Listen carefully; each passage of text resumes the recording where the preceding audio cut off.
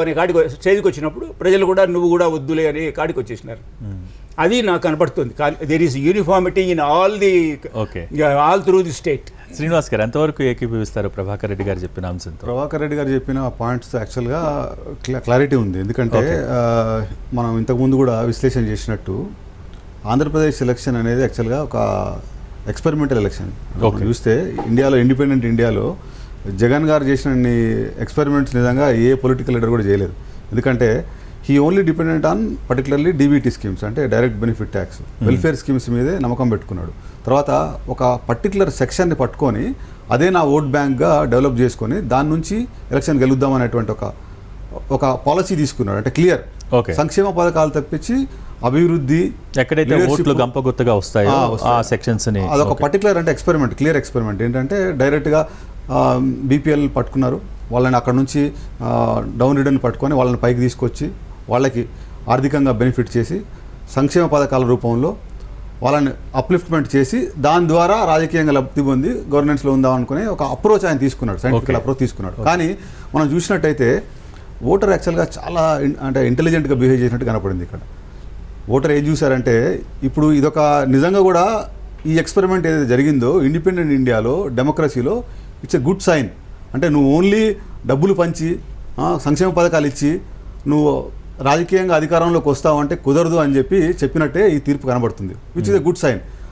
ఇంకొక విధంగా చూసినట్టయితే మనము last 5 years of YSRCP governance కానీ వాళ్ళ రూల్ కానీ చూసినట్టయితే ప్రజల్లో ఒక పర్సెప్షన్ బిల్డ్ అయింది క్లియర్గా.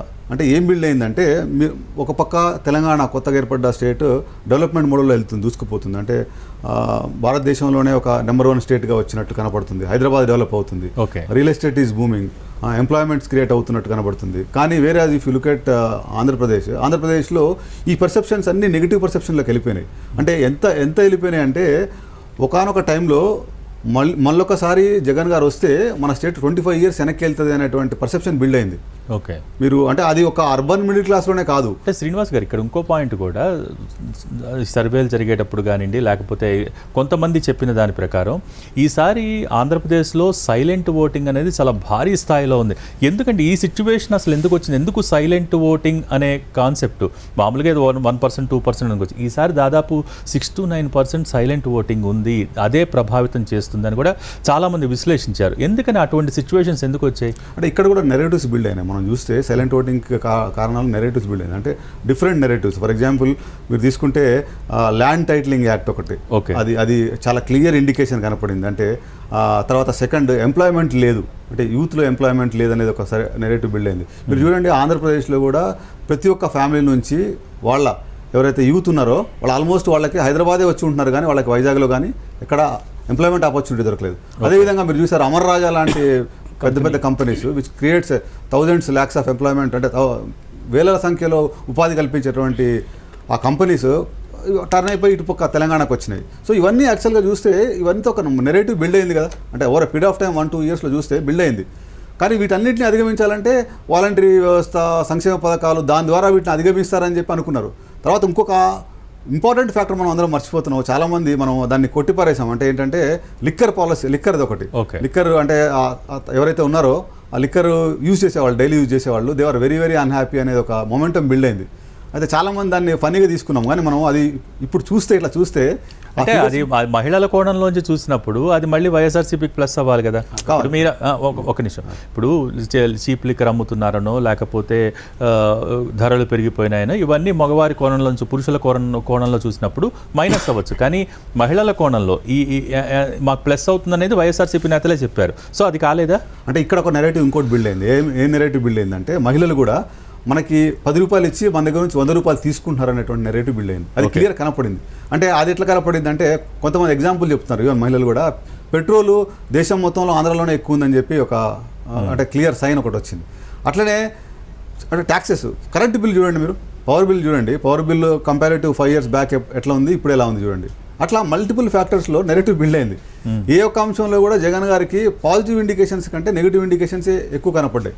ముఖ్యంగా అండి యాక్చువల్గా చూడాల్సింది ఏంటంటే ప్రతి విలేజ్లో రోడ్ల పరిస్థితి అధ్వానంగా ఉండే, మరీ దారుణంగా ఉండే. అంటే అవి చూస్తే మనం అంటే డిస్కషన్లో కూడా ఉండే, మా ఊరికి వస్తే మీరు రోడ్లు చూడలేరు, అనేటువంటి నెరేటివ్ బిల్డ్ అయింది. సో ఇవన్నీ కూడా జగన్ గారు ఏమనుకున్నారంటే, ఇంకొకటి కూడా 2009లో మనం చూస్తే వైఎస్ఆర్ గారి గవర్నమెంట్లో కూడా ఆ రోడ్స్ ఇన్ఫ్రాస్ట్రక్చర్ అనేది 2004 నుంచి 2009 వరకు ఏం లేకుండే, కానీ లాస్ట్ 3 monthsలో సడన్గా పర్సెప్షన్ బిల్డ్ చేయడానికి రోడ్స్ చేశారు. ఇక్కడ కూడా సేమ్ జగన్ గారు అదే పాలసీ ఫాలో అయ్యి లాస్ట్ 1 monthలో రోడ్లు వేశారు. కానీ ఓవరాల్గా పిక్చర్ చూసేసరికి స్టేట్లో డెవలప్మెంట్ లేదు, ఓన్లీ డబ్బులు పంచుతున్నారు అనేటువంటి నెరేటివ్ ఏదైతే బిల్డ్ అయిందో అది క్లియర్ ఇండికేషన్గా, అంటే దాదాపు సంవత్సరం ముందర నుంచే గడప గడపకు వైసీపీ నిర్వహించారు. సో దాంట్లో ఉన్న ఈ సైలెంట్ ఓటింగ్ ఉందనో లేకపోతే పలానా చోట ప్రజలు అసంతృప్తిగా ఉన్నారనో బయటపడాల్సిన అవసరం కనీసం పార్టీ గుర్తించి ఉంటుందని నేను అనుకుంటున్నాను ఇంటర్నల్గా.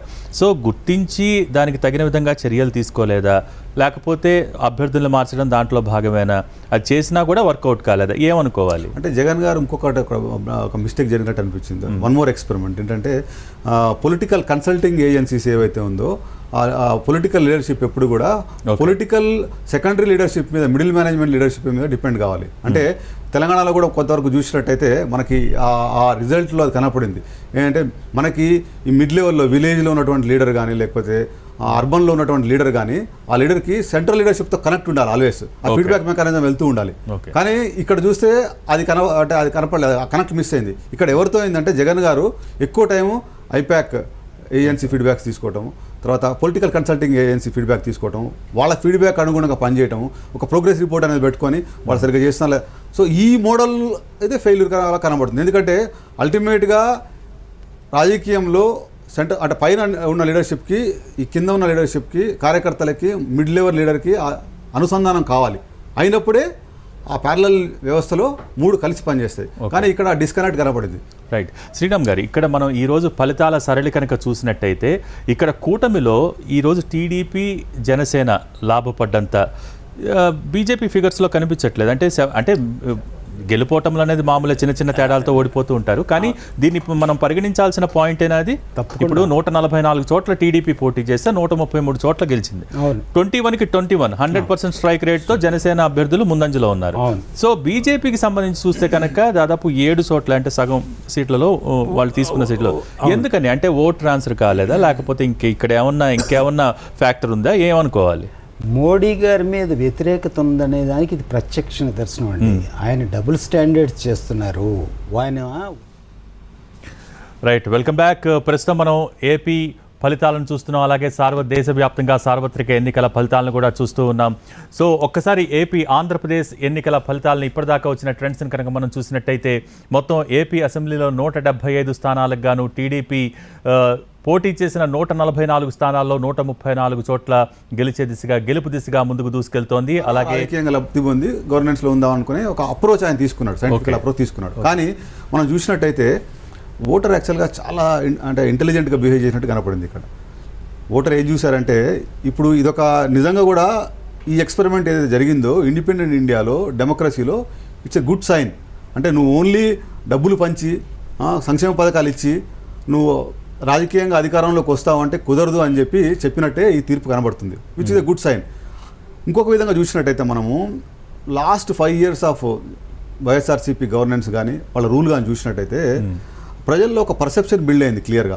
అంటే ఏం బిల్డ్ అయిందంటే, ఒక పక్క తెలంగాణ కొత్తగా ఏర్పడ్డ స్టేట్ డెవలప్మెంట్ మోడల్లో వెళ్తుంది, దూసుకుపోతుంది. అంటే భారతదేశంలోనే ఒక నెంబర్ 1 స్టేట్గా వచ్చినట్టు కనపడుతుంది. హైదరాబాద్ డెవలప్ అవుతుంది, real estate is booming, employments create అవుతున్నట్టు కనబడుతుంది. కానీ వేరే ఇఫ్ యూ లుక్ ఎట్ ఆంధ్రప్రదేశ్లో ఈ పర్సెప్షన్స్ అన్ని నెగిటివ్ పర్సెప్షన్లోకి వెళ్ళిపోయినాయి. అంటే ఎంత వెళ్ళిపోయినాయి అంటే, ఒకానొక టైంలో మళ్ళొకసారి జగన్ గారు వస్తే మన స్టేట్ 25 years వెనక్కి వెళ్తుంది అనేటువంటి పర్సెప్షన్ బిల్డ్ అయింది. ఓకే, మీరు అంటే అది ఒక అర్బన్ మిడిల్ క్లాస్లోనే కాదు. అంటే శ్రీనివాస్ గారు, ఇక్కడ ఇంకో పాయింట్ కూడా, సర్వేలు జరిగేటప్పుడు కానివ్వండి, లేకపోతే కొంతమంది చెప్పిన దాని ప్రకారం